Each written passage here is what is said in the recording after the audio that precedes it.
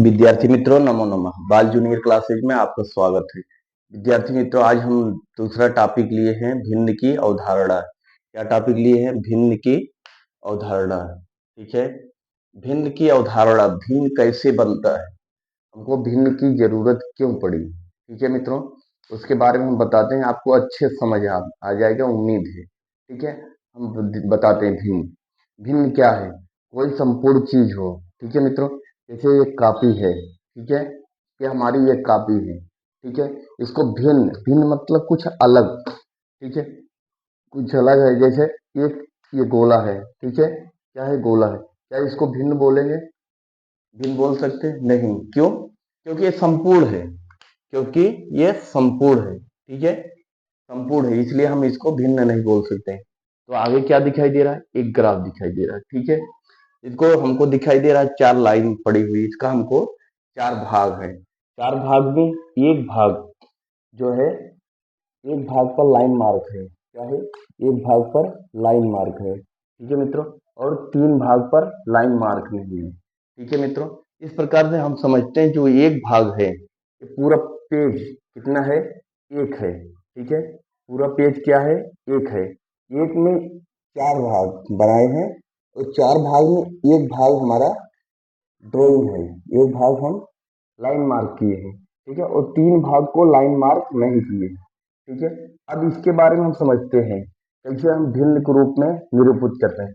जब हम संपूर्ण पेज को काट दिए हैं चार भाग में, कितने में? चार भाग में। ठीक है, चार भाग में एक भाग को लाइन मार्क किए हैं। ठीक है, अब हम इसको चार भाग में बांटे हैं। ठीक है मित्रों, तो चार भाग में अब हमारा जो है चार, कितने भागों में बांटे हैं? चार।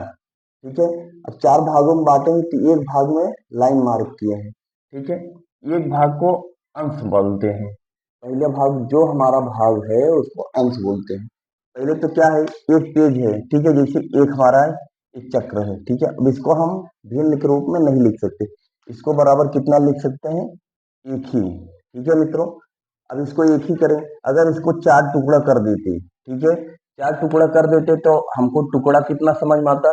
चार। ठीक है, चार, तब हमारा होता, जैसे इसको चार भाग कर देते, भले एक चीज था, एक प्रॉपर्टी थी, एक गोला था, इसका चार भाग करते तो इसका मतलब है चार का एक भाग। कितना?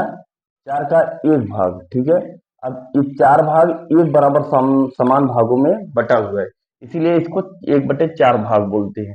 ठीक है, अब इसके लिए हमें एक बटे चार भाग बोलते हैं। जो ऊपर का होता है, जो ऊपर का होता है, इसको क्या बोलते हैं?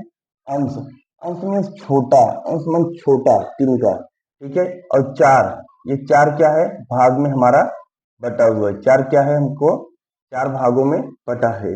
कोई भी प्लेट है, इसको चार भागों में बटा है, इसलिए हमको ये नीचे चार लिखते हैं। ठीक है, अब नीचे वाले से हमको समझ आ गया कि ये प्लेट भले है, इसको कितने खंड किए हैं? चार, तो चार भागों में किए हैं। ठीक है, और चार भागों हमको जो जरूरत है उसका एक अंश मात्र, एक भाग हम उपयोग में लिए हैं। ठीक है, अब उसको हम संपूर्ण को, जो एक भाग हमारा ये है, जो एक भाग हम निरूपित किए हैं, लाइन किए हैं, हम यही एक भाग उपयोग में लेंगे। ठीक है, लेकिन एक भाग उपयोग में लेंगे, कितना? एक भाग उपयोग में लेंगे, लेकिन किसी से हम बताएंगे कि हमको उपयोग में कितना लिए हैं, हम कितना प्लेट लिए हैं? एक बटे चार भाग, या एक चौथाई इसको कह सकते हैं। एक चौथाई कितना लिए हैं? एक चौथाई।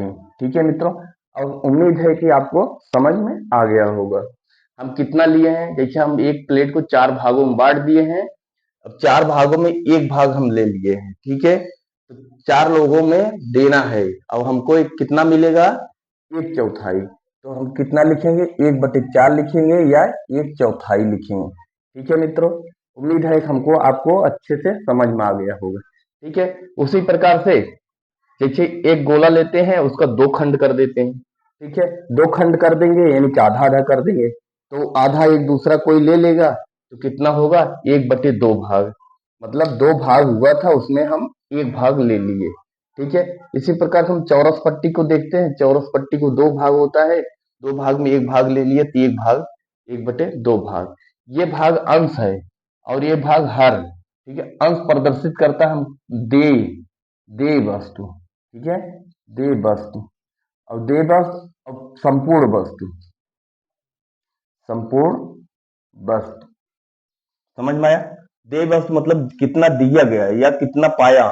संपूर्ण वस्तु कितना है, दो, ठीक है। संपूर्ण में से कितना दिया गया है वही है, ठीक है। इसको अंश बोलते हैं, क्या बोलते हैं इसको, अंश बोलते हैं, और इसको हर बोलते हैं, ठीक है। जब हम इतना समझ गए तो हमको दे वस्तु और संपूर्ण वस्तु से लेना देना नहीं है, ठीक है। हम ज्ञात से अज्ञात की तरफ गए हैं समझने के लिए, ठीक है। अब हमारा ये अंश हो गया, ये हर हो गया, ठीक है मित्र। इसी प्रकार से देखिए एक गोला है, क्या है, एक गोला है, ठीक है मित्रों, क्या है, एक गोला है। एक गोले को चार खंडों में हम बांट देते हैं, ठीक है। एक गोले को चार खंड, पहला खंड, फिर दूसरा खंड, फिर तीसरा खंड, फिर चौथा खंड। कितने खंड में बांटे, चार खंड, ठीक है। अब इसको हमको अलग अलग लोगों को दे दिया है, कितने अलग अलग लोगों, चार लोगों को दे दिया, ठीक है मित्र।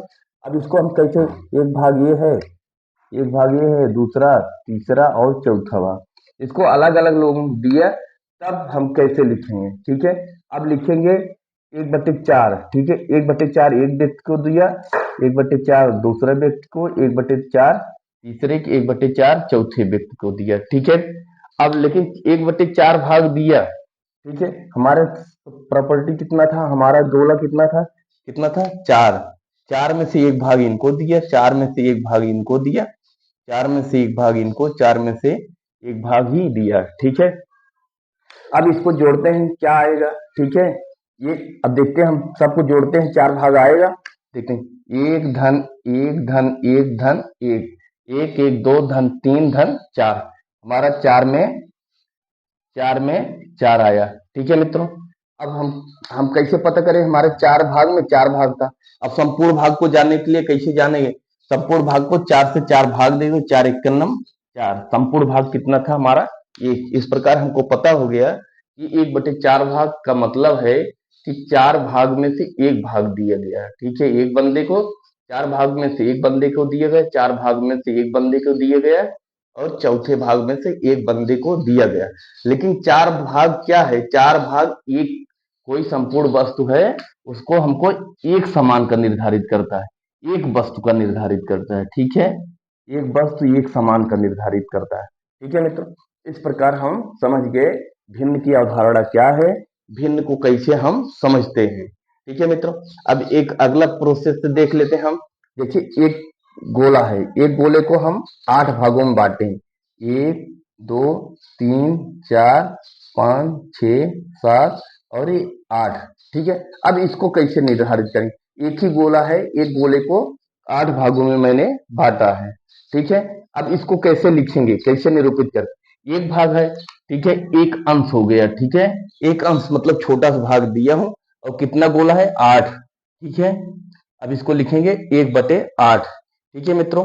अब हमको समझ में आ गया कि कोई भी अवधारणा है, हम कितना दिए हैं और संपूर्ण में कितना भाग है, ठीक है। कोई भी चीज हो, कोई भी वस्तु हो, इसी को हम भिन्न के रूप में अवधारण करते हैं, निरूपित करते हैं, भिन्न के रूप में, भिन्न के रूप में निरूपित करते हैं, ठीक है मित्रों। इस प्रकार से हमने भिन्न की अवधारणा समझी। अब हम अगले टॉपिक में भिन्न कितने प्रकार के होते हैं, सतत भिन्न होता है और साधारण भिन्न होता है, और इस प्रकार से 6 7 8 प्रकार के भिन्न होते हैं। हम प्रत्येक भिन्न को हल करेंगे और आपको बताएंगे, ठीक है विद्यार्थी मित्रों। नमो नमः।